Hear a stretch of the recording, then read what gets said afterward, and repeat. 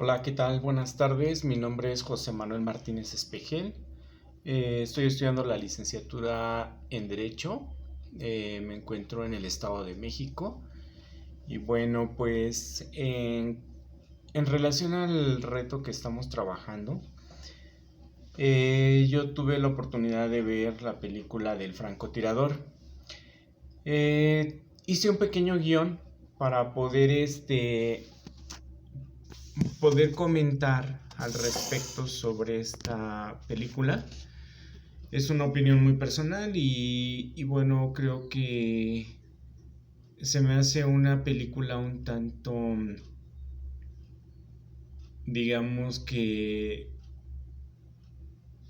complicada, porque pues nos deja ver el autoritarismo de los Estados Unidos sobre la invasión a Irak. Si bien es cierto, creo que muchos sabemos que esa invasión va más enfocada a cuestiones de interés económico por las riquezas que posee en cuestión de petróleo ese país. Entonces, voy a a permitirme el atrevimiento de leer mi información que he preparado al respecto. Y bueno, de antemano quiero dar las gracias porque ha sido una materia interesante y bueno, me permito a continuación dar lectura a este pequeño guión que he preparado. Y dice lo siguiente: El francotirador. Esta película nos cuenta una historia basada en hechos reales de un francotirador del ejército norteamericano en la guerra de Irak, donde el protagonista, llamado en la vida real Christopher Cayley, intentará mantener un equilibrio entre su ética moral y los disparos y su familia.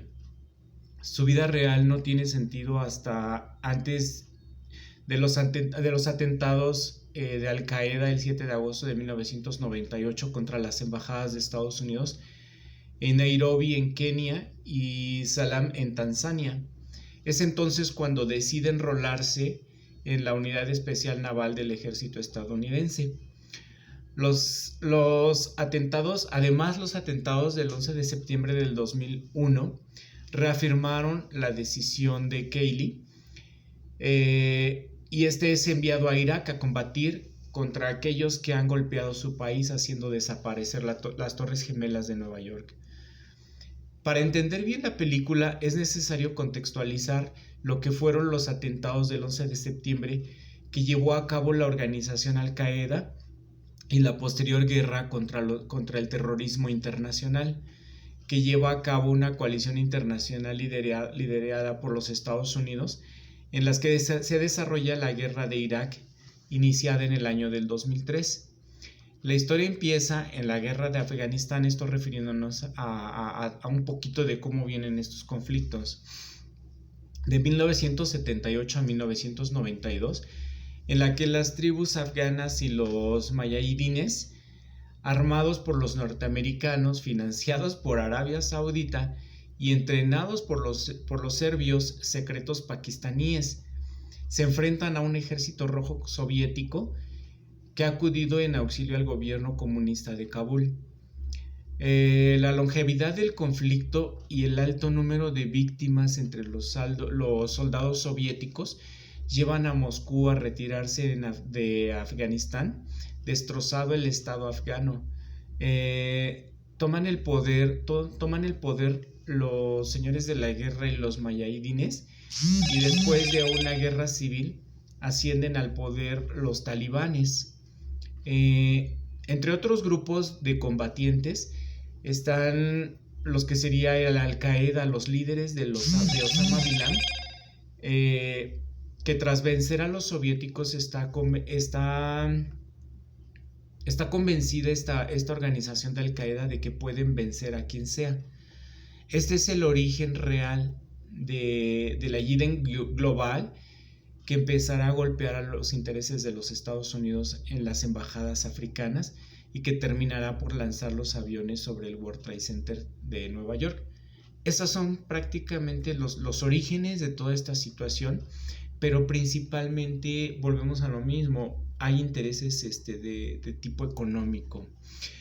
Dice que los estados atentados primeros conmocionaron a unos norteamericanos que, si exceptuamos la guerra civil, nunca habían conocido la guerra en su propio territorio, pero después devolverán el golpe apoyado mayoritariamente a sus dirigentes y a sus decisiones cuando George W. Bush declara la guerra contra el terrorismo internacional y decide atacar militarmente al santuario de esta organización en Afganistán. La guerra, que se desarrolla en el corazón de Asia Central, dura 10 años y nunca será capaz ni de democratizar al país, ni siquiera de estabilizarlo. Los combates duran hasta la actualidad, o sea, siguen en conflicto. Mientras tanto, Washington puso en su punto como mira a Irak, un estado considerado pues gobernado por sátrapas, por personas con importantes, bueno, un país que tiene importantes reservas petrolíferas, al que ya se le había hecho la guerra una década antes, cuando decidió invadir Kuwait, la guerra del Golfo, en 1991. El secretario de Estado Civil, Colin Powell, denuncia en las Naciones Unidas que el régimen basista tenía tanto armas de destrucción masivas como vinculaciones con el terrorismo internacional, pero no encontró el apoyo necesario para legalizar esa guerra. Esto no cambió el plan de Washington. La cumbre de las Azores, en donde George W. Bush, Tony Blair y José María Aznar, y aparte José Manuel Durão, dieron un ultimátum de 24 horas a Saddam Hussein para que primero destruyera su arsenal y después abandonara el país. El régimen empezó a inutilizar sus misiles, pero los norteamericanos el 20 de marzo del 2003 atacan Irak. Entonces, en pocas semanas la coalición internacional llega a Bagdad y destruye el estado iraquí hasta nuestros días. Pero mientras esto pasaba, se iniciaba entre los iraquíes una larga guerra de resistencia al invasor. Saddam Hussein no tenía ni armas de destrucción masiva ni vinculación con el terrorismo internacional. Pero desde la invasión de Irak y la destrucción del estado, llegaron al país miles de combatientes para combatir al invasor, incluso Abu Musab, al-Zakira, el lugarteniente de Osama Bin Laden, en donde, bueno, en esta historia el soldado Chris Cayley fue uno de estos soldados que combatieron en esta guerra injusta e innecesaria, ¿no? La figura del francotirador en la película es mostrada como la peor, más bien como la del protector del grueso de los soldados, ¿no? Como lo decían, el perro cuida las ovejas, que combaten calle por calle en escenarios como el Falayú o Ciudad Star en Bagdad. Para Chris Cayley no hay remordimiento de conciencia. Todas sus víctimas, más de 160, se lo merecían según él. Todos sus disparos han salvado vidas entre los soldados norteamericanos. Chris Cayley, podemos decir que realmente solo tenía un oponente a su altura, otro francotirador que en la película llaman Mustafa, pero que realmente se llamaba Yuba. El nombre lo usaron varios francotiradores de la resistencia iraquí que mataron al menos a 37 soldados norteamericanos. Tanto Chris Cayley como Mustafa, o como decíamos, Yuda, mantienen una aura mítica y heroica, pero en este caso no hay concesiones para el enemigo. Los combatientes de la resistencia iraquí, con todos considerados unos terroristas, la encarnación del mal, que aunque tiene respaldo social, son la pérdida de los iraquíes. Chris Cayley, entre disparos y disparos, vuelve a los Estados Unidos e intenta mantener la relación con su pareja y la resuelve, creo que bien, ¿no? Pero como muchos otros soldados, bueno, no logra nunca dejar atrás la guerra y le quedan secuelas psicológicas.